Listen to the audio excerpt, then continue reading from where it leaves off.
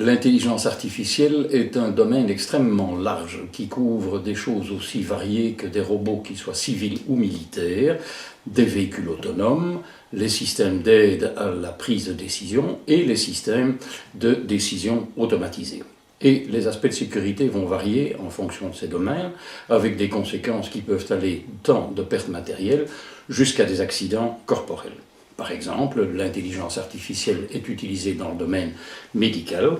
Malheureusement, les erreurs dans ce secteur ont des conséquences dramatiques. Il y a des cas connus où, suite à des erreurs informatiques, des patients ont reçu des doses d'irradiation aux conséquences particulièrement douloureuses. La question qui se pose est de savoir, y a-t-il des risques particuliers au niveau sécurité pour l'intelligence artificielle? Eh bien, la réponse est non.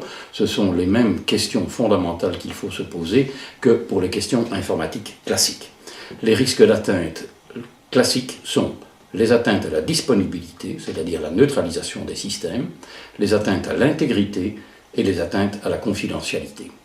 Vu la dépendance croissante des entreprises de ces nouveaux systèmes, le risque d'indisponibilité devient un risque tout à fait majeur. Il est très vraisemblable qu'en cas de neutralisation, une entreprise ne disposera pas des ressources suffisantes en personnel qualifié pour assurer la continuité de ces entreprises.